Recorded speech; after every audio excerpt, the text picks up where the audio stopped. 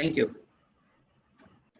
Good afternoon, everyone, and welcome to today's session, which has been hosted by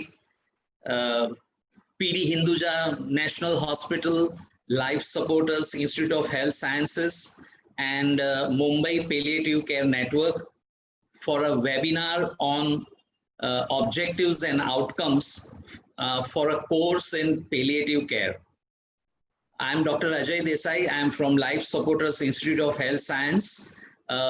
We are a not-for-profit located in Mumbai at Bandra, and we are into training, into emergency care, into disaster medicine, critical care medicine, allied health courses, and now we are adding to it the palliative care course. With me, I have my 3 panelists, out of which 2 are already, they have logged in, and third one is joining in. So my first panelist is Dr. Rajam Iyer. She is a consultant pulmonologist and a palliative care physician at Hinduja Hospital and Bhatia Hospital. She is MD medicine she is MD in pulmonary medicine. She also have to a credit fellowship in palliative medicine, and currently she is pursuing masters in palliative care from Cardiff University, and her main interest is in non-cancer palliative care. So I'm going to ask you something about that later on, Dr. Rajam, that what is non-cancer palliative care. Then I have a second panelist is Miss Firoza Bilemoria. Hello, Firoza. She is a founder trustee for a not-for-profit, an NGO in city of Mumbai, that is the Jimmy Bilemoria Foundation. Since 33 years, she is in the field of media, marketing, and communication, and a big name in the nation. In 2013, unfortunately, she lost her husband in cancer, and thereafter she pledged that she is going to work for patients who are suffering and to alleviate the patient's suffering from various diseases. And then she launched Pal Care, organization which was launched in 2015 to provide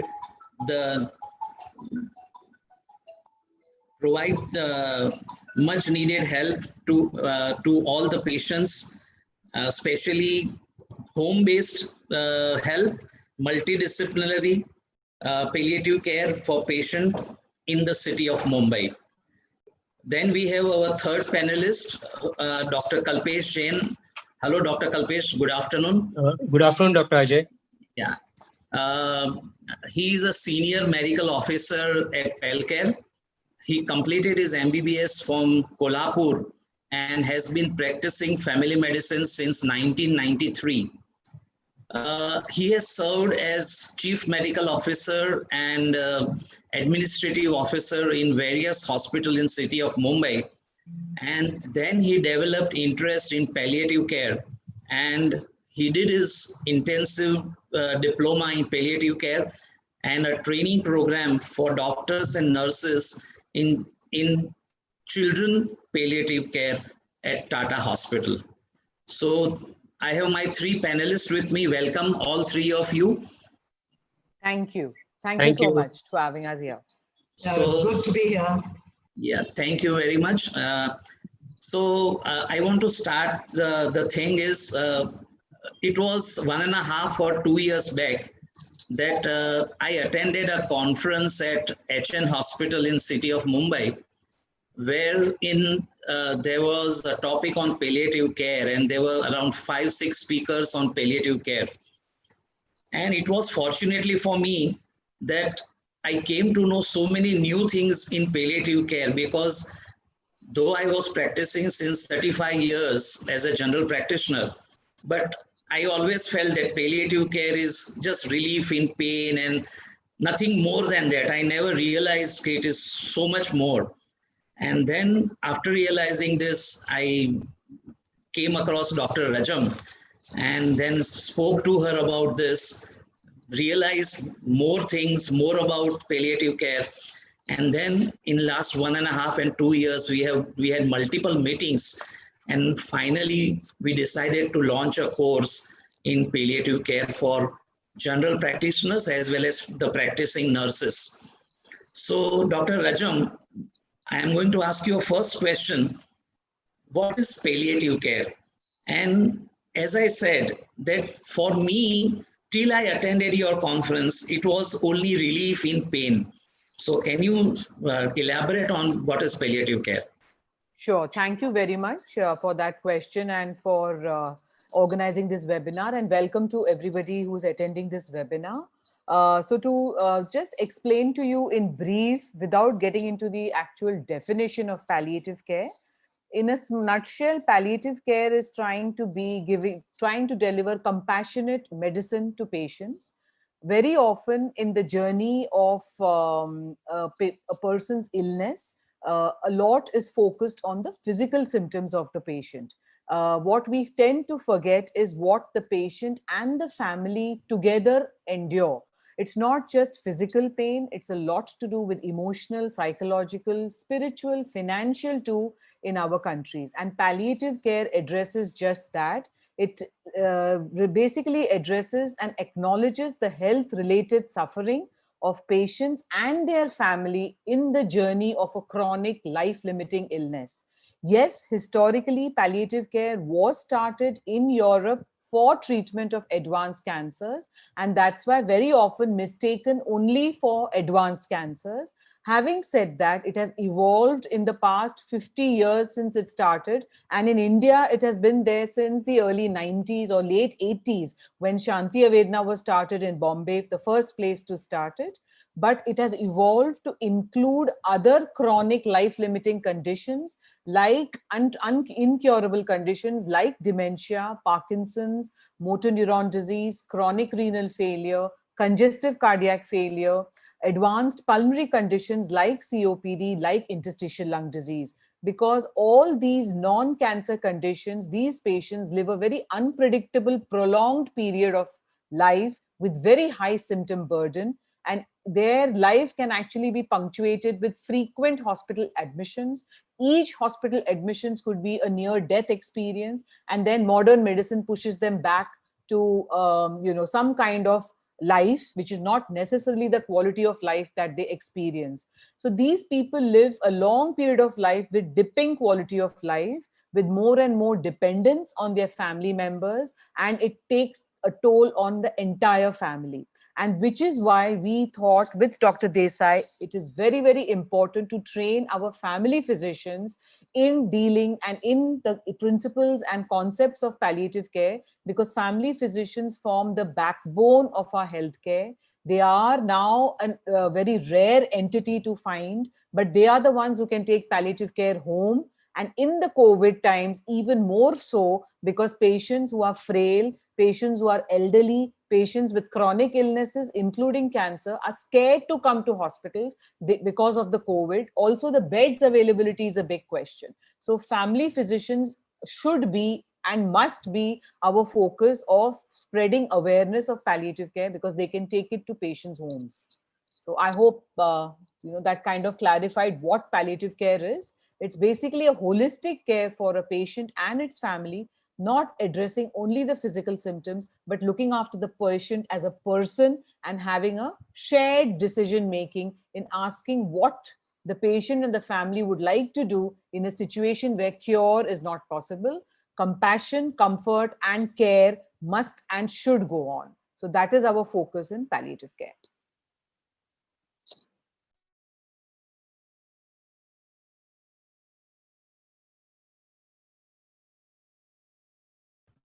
Yeah, Dr. Rajam,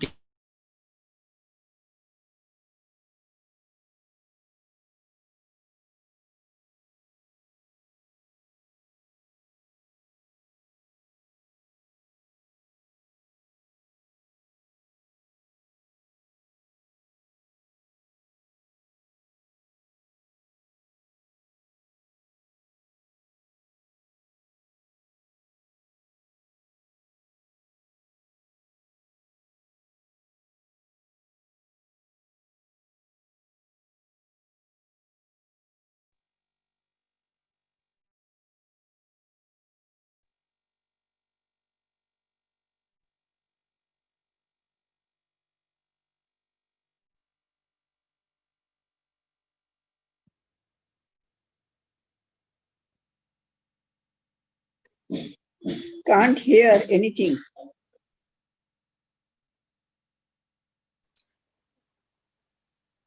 Dr. Parulekar, I think Dr. Ajay Desai has lost his connection. He's probably re-logging in, and we should restart the session soon. Apologies for that. Yes, Thank you, ma'am. Sorry, I lost my internet connection. Dr. Rajam, can you elaborate something more on the holistic care? Sure. So like I was mentioning, for example, if we take a patient of, say, dementia, a person of dementia is probably diagnosed to have dementia at the age of, say, somewhere average age being probably 65 to early 70s across the globe. And when you diagnose a patient to have dementia or, say, a chronic obstructive pulmonary disease due to smoking, none of the neurologists or the pulmonologists actually tell you the entire spectrum of the illness. So what we are trained in medical school is to cure. We are becoming a death denying society. We keep focusing on cure. The patient, the family, and the doctors focus on cure. So in the training is so hard grained that we have to talk to patients of always giving hope. What we forget to do in the process is talk about realistic hope. So when we diagnose the patient to have dementia, we talk to him about all the things that may happen, the probable medications we can give, etc. All of us know that dementia and chronic obstructive lung disease are incurable conditions. What we can do is control the symptoms and support the patient and the family. And that is exactly what palliative care does. Palliative care is not rocket science. It doesn't need fancy equipments. It is what doctors did 100 years ago when all these things were not available, which is listen to the patient and the family, sit next to the patient and the family, support the patient and the family through his complicated journey. These days, medicine has become so different in the sense that everybody likes to go to specialists, and therefore a dementia goes to neurologist, and we need to close that loop with the family physician, because eventually the man or the woman is going to be home. He is going to deal with small issues at home, and he needs the support of a family physician along with a specialist and a palliative care physician, because it's not just neurology that's bothering him. It's the change of personality of his father. Suddenly the father has become another human being. He needs to be talked to differently. He needs to be fed differently. It's so many challenges that the family faces. Now, in a chronic obstructive lung disease patient, the respiratory physicians, like I did 3 years ago or 4 years ago, used to give the patient inhalers, tell him to do his pulmonary physiotherapy, tell him to come back every 6 months for his review follow-up, annually for his flu jab. I never ever spoke to the patient that this is going to be downhill, whether it is 5 years or 10 years, but I never saw it. We spoke to the patient about emergencies only after it happened. The whole concept of palliative care is plan your life. All of us have a shelf life. We all come with an expiry date. Yet we don't want to talk about death and dying. Yet we want to shove it under the carpet. And we only want to think about living, and any illness is cure. But unfortunately, modern medicine does not have cure for all the illnesses. We manage to cure infectious diseases. Unfortunately, with corona, even that is not true. So infectious disease is something that we can manage to cure, but the other 2/3 of the illnesses are either controlled or incurable. So we need to focus on the 2/3 of those patients who have incurable or long life limiting or life changing illnesses. They go through a roller coaster of physical, emotional, and psychological symptoms. And that is what palliative care addresses. And it's not just the patient. The patient is looked after by caregivers. They go through their own turmoil. I know of so many families where the son or the daughter has quit jobs, moved continents to just sit next to a dementia patient or a post-stroke father or mother, not knowing when what is going to happen. And every emergency, the person is rushed to the hospital. So here is where we need to think about dignity. We need to think about respect, and we need to think what that human being would have wanted.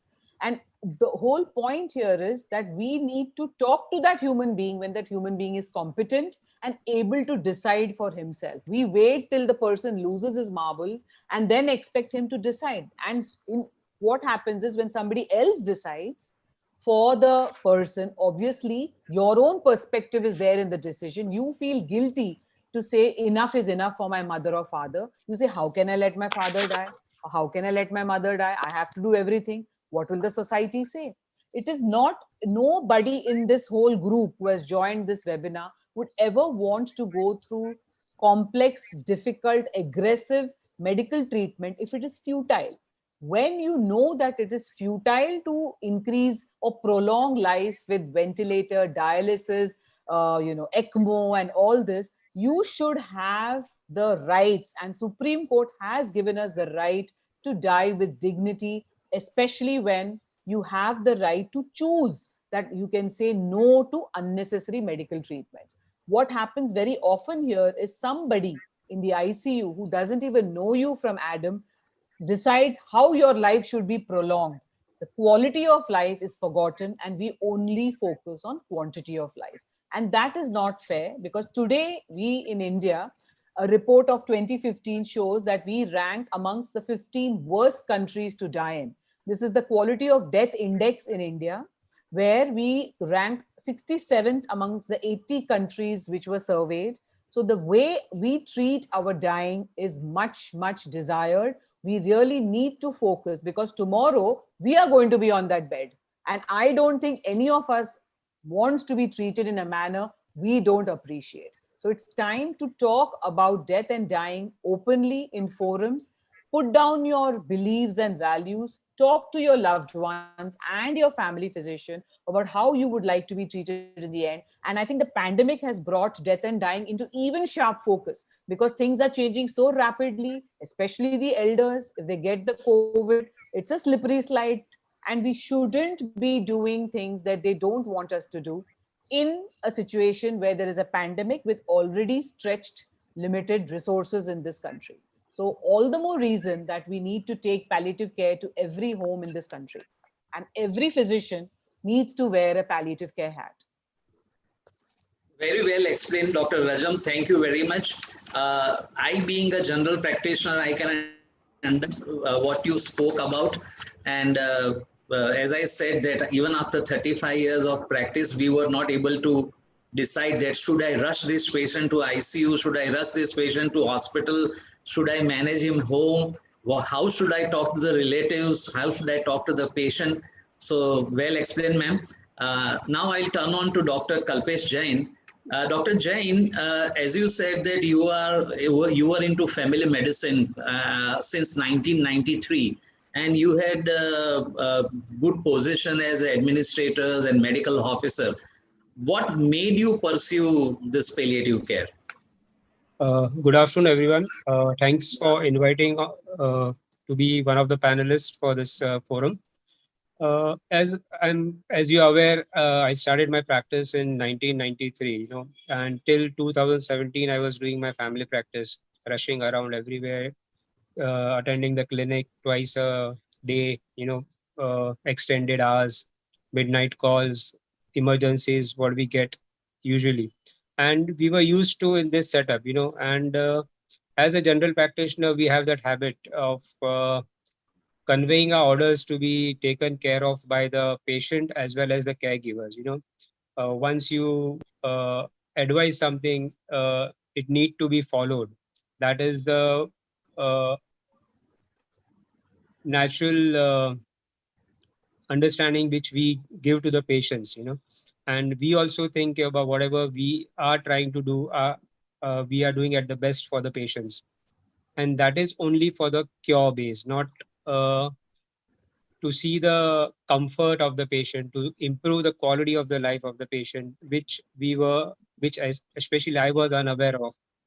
Accidentally, when I got this chance of getting interviewed by Genius Billy Moria Foundation and founder trustee Mrs. Billy Moria, Firoza Billy Moria, I had gone as to be hired like a normal general practitioner.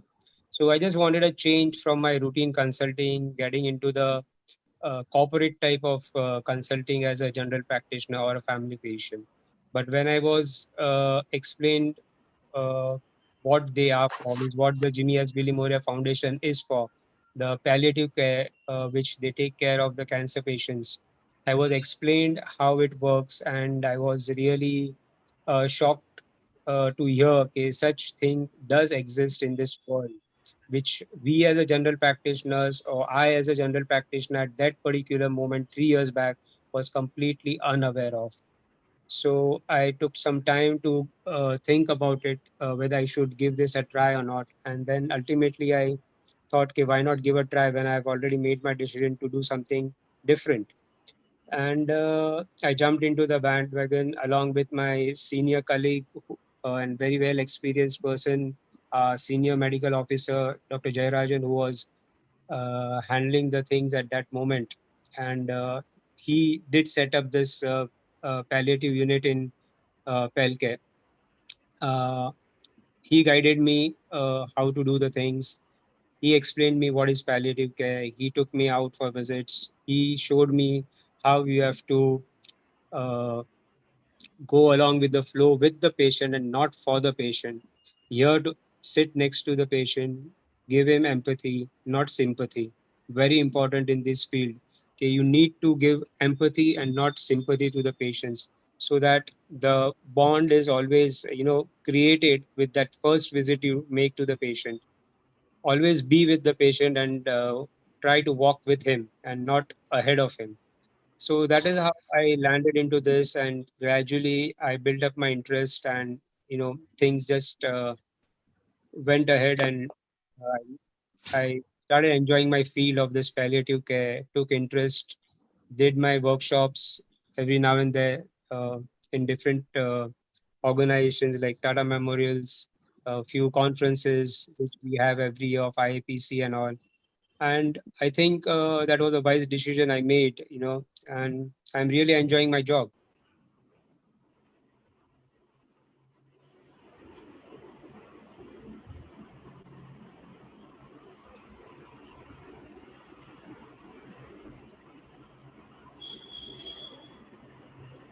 I think Ajay is frozen again.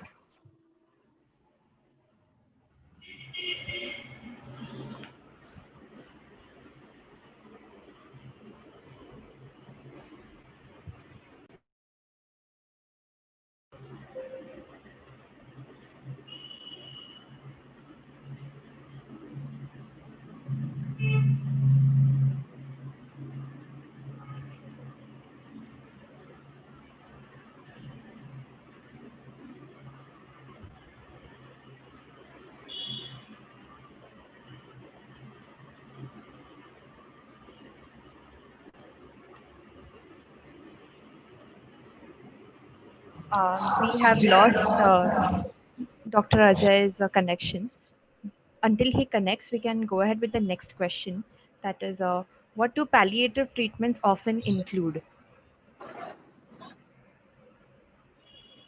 Kalpesh or Firuza, do you want to take that? I think Kalpesh or you. Kalpesh? Yeah. Can I have the question, please? Yeah, the question is, what do palliative treatments often include? Yeah. See, palliative care treatment, we look as a holistic approach, as Dr. Rajam Ayyar just told us. Okay, it is a holistic approach. It is not only the physical symptoms what the patient is undergoing, but the physical stress which the patient as well as the caregiver as well as the family is undergoing. Some spiritual pain might be there to the patient. Psychosocial issues might be there. So we need to take a proper history when we visit the patient. It's just not okay, आपको क्या हो रहा है और मुझे बताइए. So not just listening to the symptoms, So we need to go with the patient's symptoms, try to find out exactly what he is undergoing, various pain like physical, I social. think, Kalpesh, you need to explain some of the treatments, what are the specific treatments? Yeah. So as a palliative, we do only symptomatic treatment, right? We don't treat or cure cancer at all. It is not our focus. So our palliative care will always be symptom management. And it is to improve the quality of the life of the patient. So symptom management means like if patient has pain, nausea, vomiting, constipation, breathlessness, anxiety, delirium, sometimes they may have agitation, some terminal distress when the patient is at the end of the life. He may have terminal distress or terminal delirium. So we just do the symptom management, try to make a patient comfort and improve his quality of life. You can take ahead.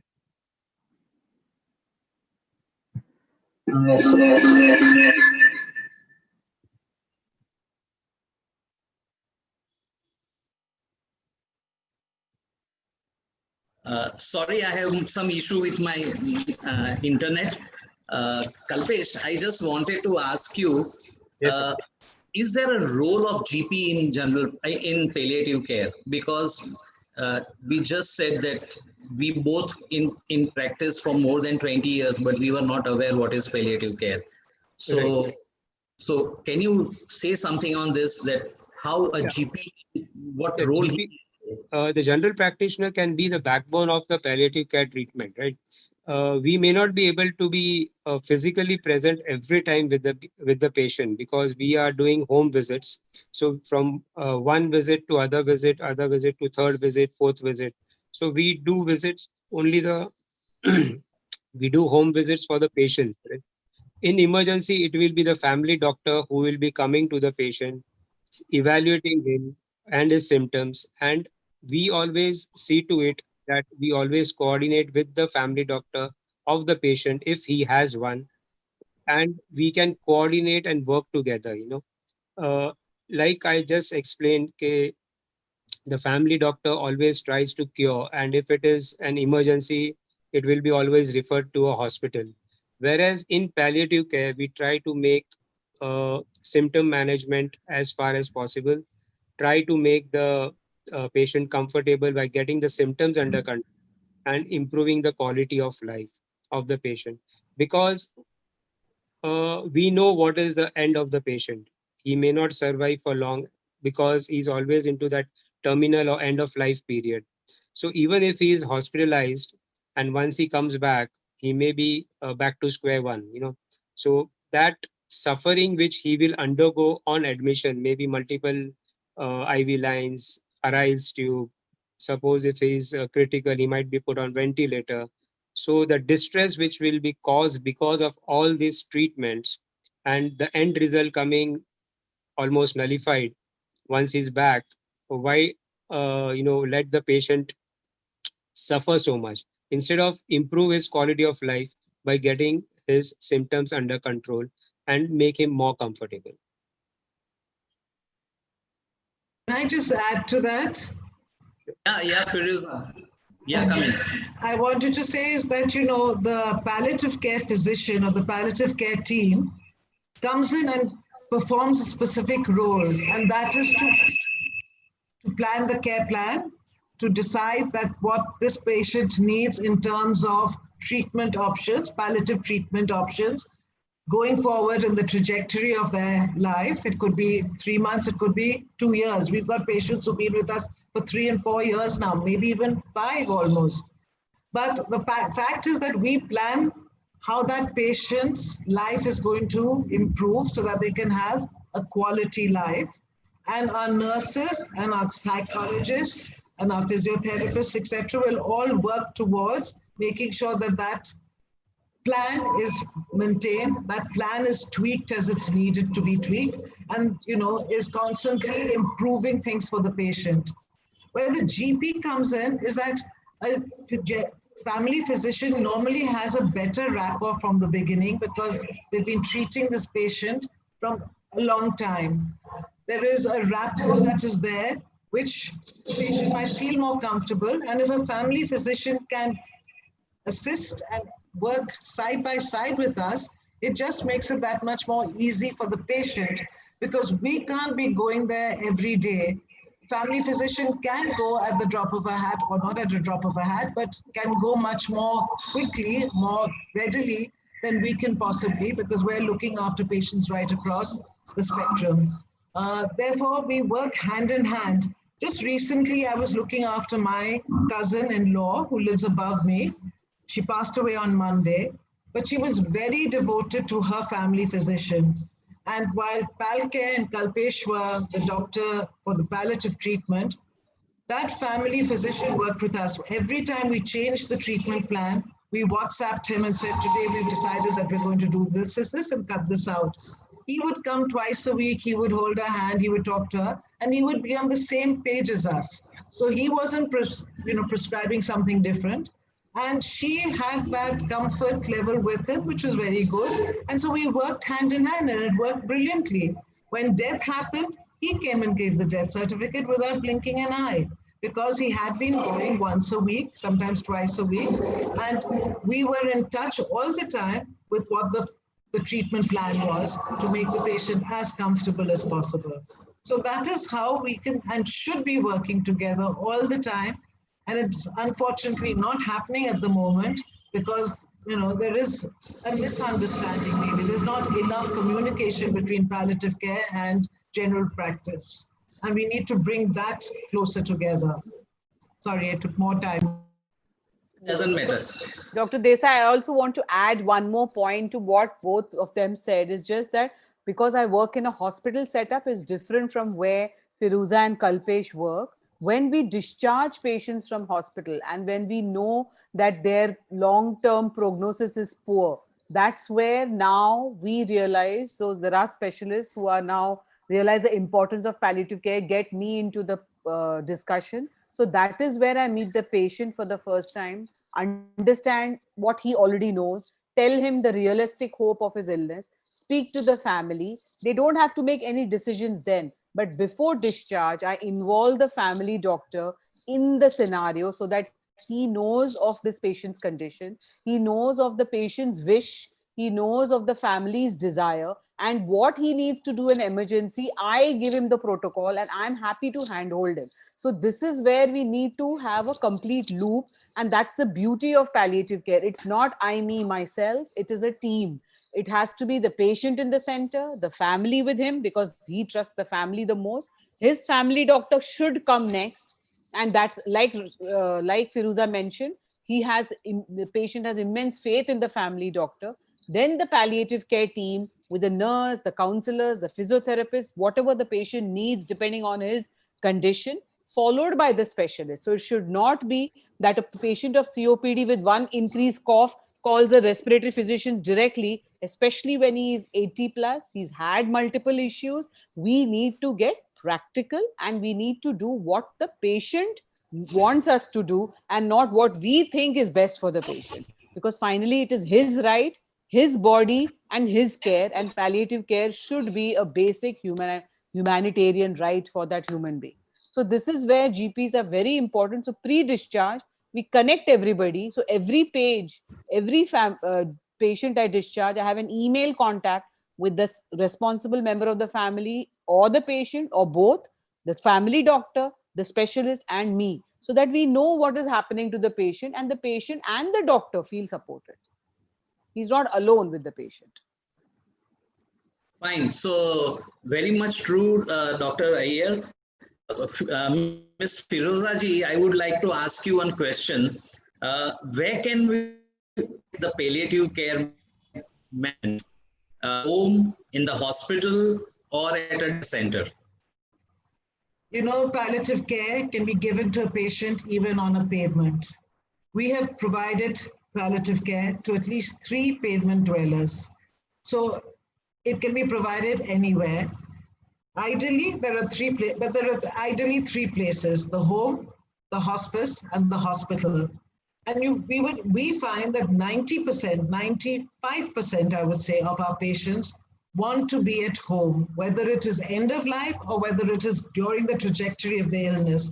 They don't want to be in a clinical environment with new faces, who the nurses and the ward boys and whoever it might be. They don't want to have to be in a 4x4, in a room with just 4 walls. They're much more comfortable being in the familiar surroundings. So we find that 95% of our patients want to be at home for their illness and also for their place of death. And as we're getting to a more and more aging population worldwide, as also more and more people facing life-threatening conditions, this whole question of where one wants to be, especially at the end of life, has become much more significant. If it's not the home, and there are reasons why it might not be the preferred place, is because the family atmosphere may be not conducive to being there. We have had patients where we've had brutal sons abusing their mother, who might be, just a son and a mother situation. We've had situations where families, like their parents, don't accept this cancer. They think it is something which is, bringing their name down, where they start ill-treating the wife. We've had a patient where the ward boy actually raped the wife in front of the patient, and the parents did nothing about it. It's sometimes they're living in such squalor that, it's unhealthy to keep the patient there. We've had a patient where the granddaughter was stealing the morphine and getting high on it. So there are certain cases where we recommend that this is not the right atmosphere, because the patient is critical. The patient is the central focus. And if the patient is not going to be happy or not be able to have a quality of existence, then it's only fair to the patient to move the patient either to a hospital or a hospice. First option, the hospice, because it's more like a home. And then if need be. But there are times when you have to send a patient to a hospital only because the condition might be such that the patient does need regular CT scan guided tappings, or, has some kind of medical requirement. Very few, I'd say 2 or 3% of that, maybe 1% that requires it, where we would then say, no, maybe best that this patient go into a hospital. But otherwise, all our effort is to make the patient be where the patient is happiest, where the family is happiest. And that, as I said, maybe more than 95% of the time, 97% of the time, people want to be at home. But as I also said, we have looked after pavement dwellers. We looked after a patient at Bombay Central, where this road works were going on for the metro. And between two dividers, that's where he lived, poor chap. He was a coolie from Bombay Central railway station, and we would go and look after him there. That was his home, I guess, but he died there. We had another patient living in the pavement, and Dr. Jayarajan would sit on the rock next to the patient, a little stone, and that's how we would look after. But yes, so that was his home, I guess, so that's the home. Yeah, Miss. Hello. Hello. Yeah, Madam Firoza. As it was mentioned by earlier panelists, that it is a teamwork. It is many members are involved. So can you tell me who are the members who are involved? I have taken advantage of your foundation twice in last 1 year. One in Matunga and one in Kandivali. And as you said that I was in tandem with your team and the patient, and finally I gave him the death certificate. So, but can you tell to the audience that who are in the team? So the team is multidisciplinary. The leader of the team is the doctor. The doctor is supported by nurses. In our care, in our place, we have 2 nurses per doctor.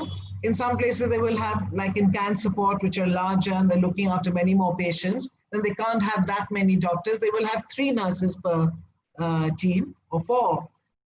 Then there is a psychologist or a counselor. It doesn't necessarily always have to be a qualified psychologist. Sometimes even social workers who've upgraded their skills can play the role of a counselor. And then we have, you can have a physiotherapist, you can have a dietitian. They are consultants, so you will call them in only as and when you need, and your nurses should really be trained in these areas so that they can perform that role, and the consultants can come in only when there is something a little more complicated or something different that needs to be addressed. The doctor will, the very first visit, 3 of them will go, 1 doctor, 1 nurse, and 1 counselor.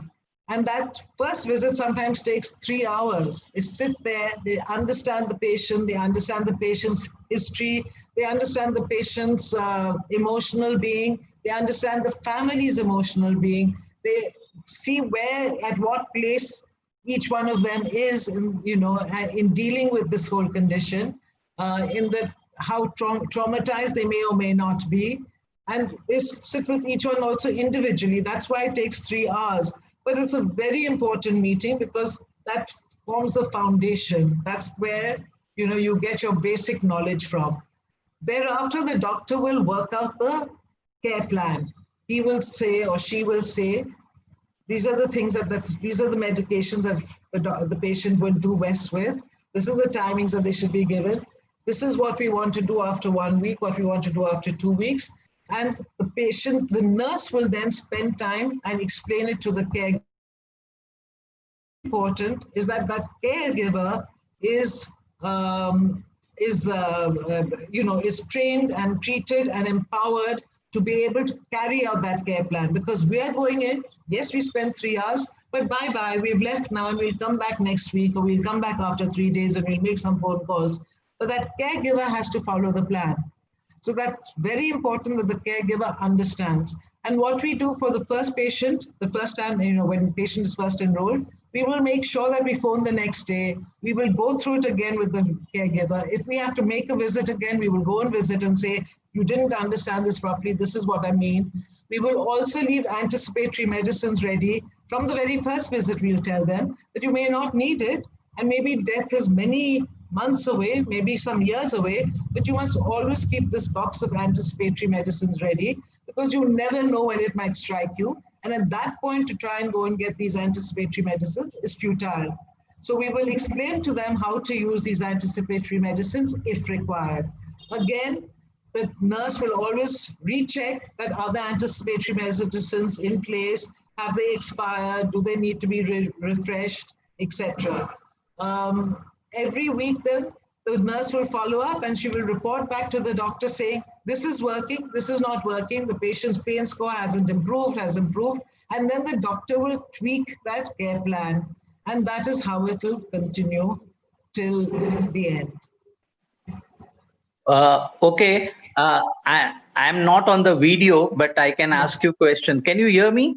Yes, we can. Yeah. So we have few questions by the audience, but before we go to that, I have 2 questions. One question, all 3 you can decide who wants to answer. One is, finally, a GP or a nurse, okay, why he or she do this course, and ultimately it comes down to economy. And as we all know, after this pandemic, even doctors are not getting adequate patients. As Dr. Rajam said, that even normal patient with other conditions, they are not visiting hospitals, they are not going anywhere. So there is a bad economy scenario. So an important question is, what is there for me? That is my question. So a GP or a nurse would ask, what is there for me? I am happy to go first and then let the other 2. So I think even more so during the pandemic, like I mentioned before, as most patients are scared to go to a hospital, or even if they get to the hospital, probably the care they receive is probably, a long wait. Their specialists are busy with COVID, etc. I think this is the time where if you have a clientele of elderly people, patients with chronic illnesses, patients with life-limiting illnesses, it is really important for the family physician to sit and have a chat as to how the goals of care should be planned during an emergency.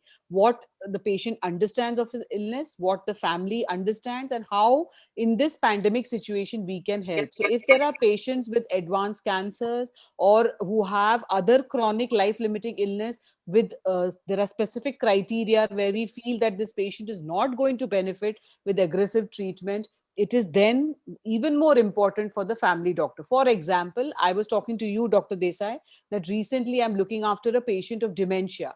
And there are many such patients in the past 8 months of the pandemic that I have come, that have called me. That these are children, NRI children who don't live in the country. Quite a few of them, they are distraught because they can't come here.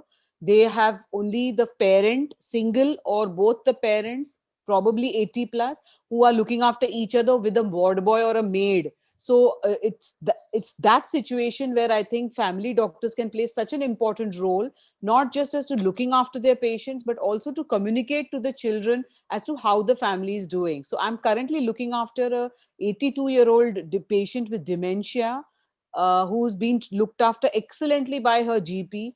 Husband is 86, he's independent, but obviously at 86 he has his own issues. So she sends me pictures of the bed sore or the wound sore or how much he's eating. She visits the lady every twice a week. So obviously there is something even financially for the family physicians to take up palliative care. It's an additional skill. It is not something that is rocket science. And I also believe that communication is a procedure. If done well, if done effectively, you can really communicate well to the children who are not here and prevent these people from taking their mothers and fathers to the hospital, because sitting in America, they really can't think of anything, and the guilt that they feel of doing everything can be actually negated, especially in the COVID times. And even when, so I got into palliative care because I lost my father with a stroke, and I decided not to do anything aggressive. And that is when it came to my mind that if a medical doctor is confused about what to do with one's own parent, rush him to the hospital, put him in ICU. At 88, I didn't think it made sense. And this is where I think non-medical families require the support of you and me way more in such situations. You know, you have so many patients of stroke, elderly, who come with a huge infarct, intubated, ventilated, and then when they go home in a vegetable state, they're alive for 4, 6, 10 months. This is not the quality of life we need, anybody desires, and least of all the people we love. So therefore, family physicians can play a huge role if they have the skills and the nuances of using pharmacology effectively in small doses to control the symptoms and make the patient comfortable. Why do patients go to hospital? Because they're uncomfortable. When you have a patient who is comfortable, who understands that they don't want to go to hospital, don't want aggressive treatment, this is the time, with the help of palliative care physicians, the GP can feel supported, use small amounts of different medications to keep the patient comfortable. Automatically the family is comfortable. So I think having skills of palliative care is going to be an immense benefit to family GPs, for them, for their patients, especially in COVID times, because patients are scared to go to hospitals. So I'm not talking of acute emergencies. I'm talking of patients who are already sick, who already have chronic life limiting illnesses, and who are very clear that they're not wanting to go to hospitals. And or those people who are not clear, we need to explore why they are not clear. And if family physicians know what to talk to their patients, they can come to that very easily. Can I just add to that? Yes, please. I think if the GPs want to be ahead of the curve, then they should now start learning about palliative care. Because I see a scenario 5 years from now, maybe, where you can't have for every patient 2 doctors, a general practitioner and a palliative care. We just don't have that many doctors in this country. So what will happen eventually is that at the early stages of when a patient requires palliative care in its early stages, the general practitioner, the physician, should be able to handle it, should have enough knowledge to know how to work alongside a palliative care specialist, but much more frequently, the physician, the general physician, will take over the patient's well-being. The specialist will come more towards when the patient gets critical, when there are crises, when the patient is coming towards end of life.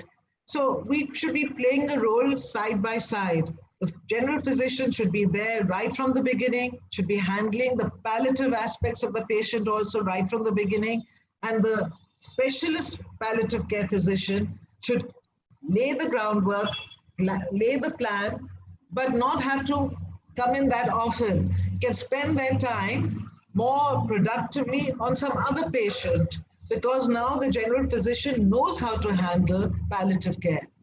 And that is what should happen. Palliative care, it should be a part of a general physician's uh, practice.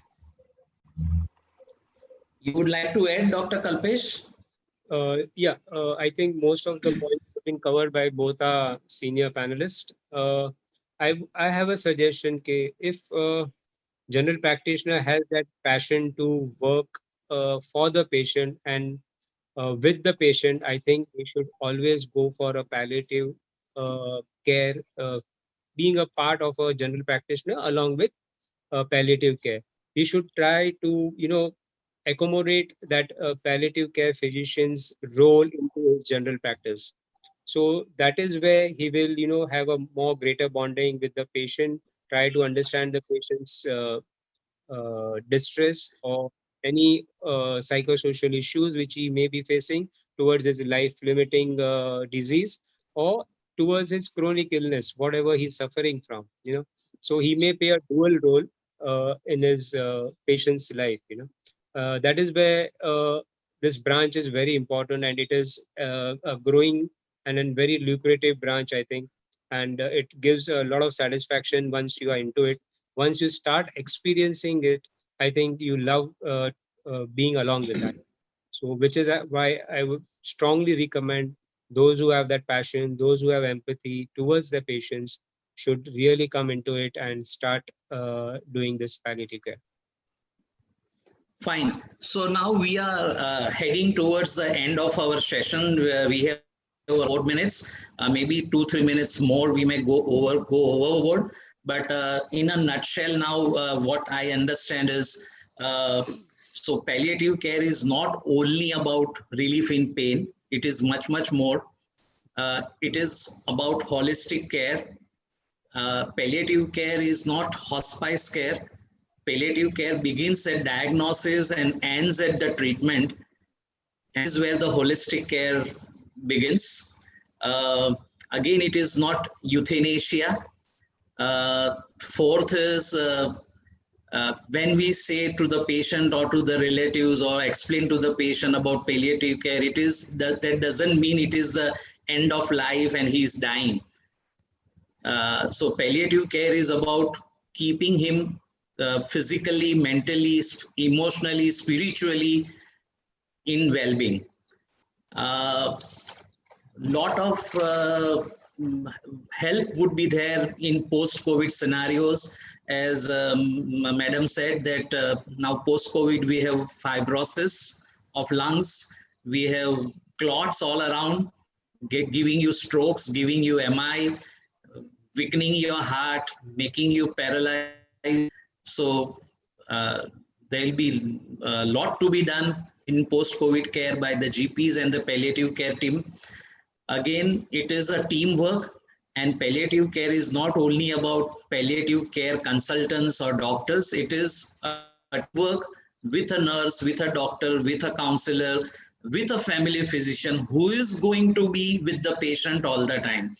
Whereas a palliative care physician would be meeting him once in a while or as and when required. So it is the GP or the nurse has a very big role to play in this, and they should, as Firoza said, that every GP should learn about palliative care. Sorry, can I just add one thing? Yeah, sure. Yeah, go ahead. Please, go ahead. No, like Firoza said, said it very beautifully about the 5 years from on. I also want to add a bit of more of statistics. We are, like she said, a graying nation. So it's predicted that by 2050, which is only 30 years from now, our 60-year-olds will increase by almost 300% and 80-year-olds will increase by 700%. So we are going to have lots and lots of elderly people who we surely should not be subjecting to aggressive medical treatment. 1. 2, if you see the trajectory of the way people die today, only 1 in 10 die suddenly. The rest of the 9, 90% of people go through a bed-bound phase, which means that we really need to focus on their quality of life, because they are suffering from illnesses which are incurable and which have slow, debilitating, frailing end, which means palliative care has an even more focus in India than in fact in the world. The other focus for India is the rise in the non-communicable conditions. Yes, we are adding 1 million cancer patients every year to our original total, but cancer patients still manage some amount of palliation. The non-cancer get nothing, because nobody thinks that non-cancer needs palliative. And you'll be shocked to see that TB, multi-drug resistant TB, respiratory diseases, heart, stroke, cardiovascular diseases, stroke, diabetes account for nearly 40 to 50% of Indians being affected by it, which means slowly they're going to be falling into the category of being in chronic illness. So the importance of palliative care is very, very valid. Secondly, the role of family GPs is invaluable, because they can really take it to home, and having the knowledge of how to talk, having the knowledge of how to manage symptoms, and having the knowledge of how to just support patient and family will be an immense feather in your cap as a GP. So I really think it will make a big difference to come and see what we are trying to teach the GPs in a course. It is also our first attempt as a network to reach out to GPs, but I spoke to Dr. Desai and Dr. Armida Fernandez, who started the network, saying it's important that family GPs, we start from the basic, because they are the ones who are the backbone of our healthcare. We need to encourage them to take palliative care to the home. So please contact Life Supporters for details of the course, and it'll be lovely to interact with you during the course. Firuza, you want to add something?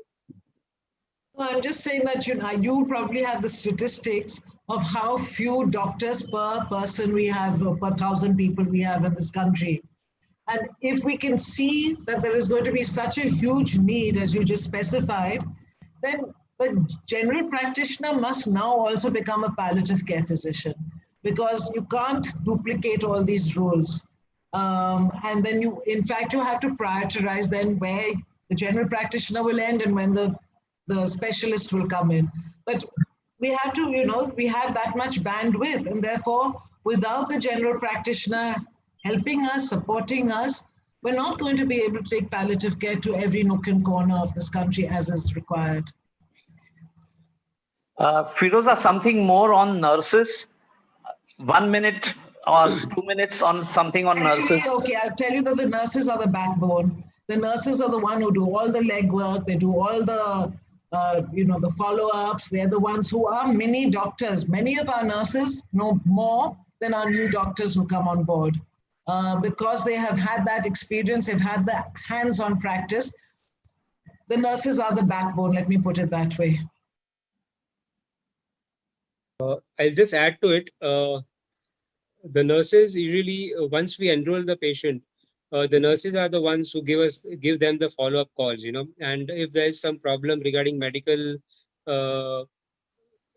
treatment, like if the certain medications are not acting and the patient's symptoms are not getting control, they see to it that they get back to the doctor, inform them what the problem is, again get back to the relatives or the caregiver and inform them, okay, this and these are the changes done by the doctor.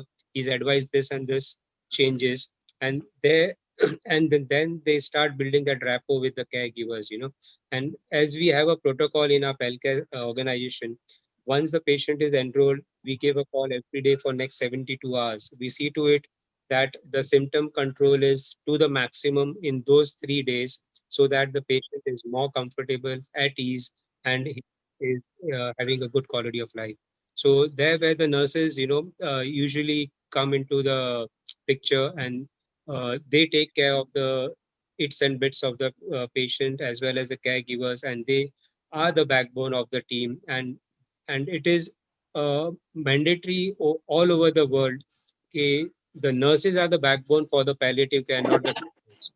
In many countries, it is the nurse who drives the team, and the doctors are only required to come into the picture when there is some medical problem.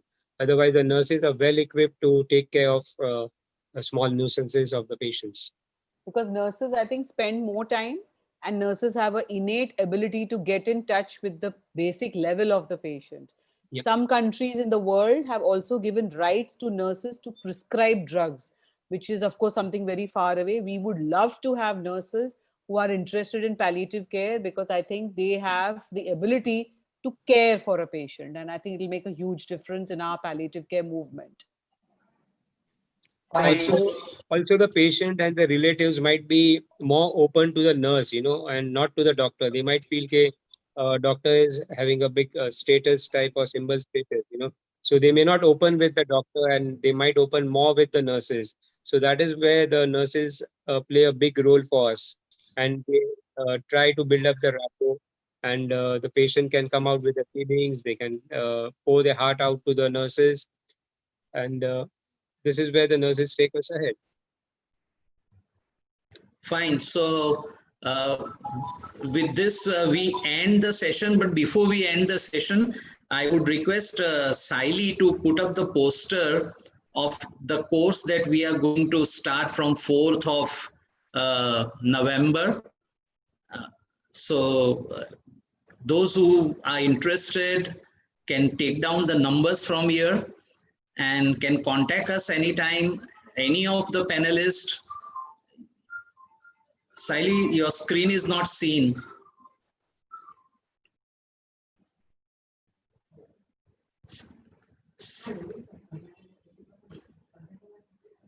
Yeah, so this is about the course. It is certificate course in palliative care, and it is on all Wednesdays and Saturdays between 2 to 4 p.m.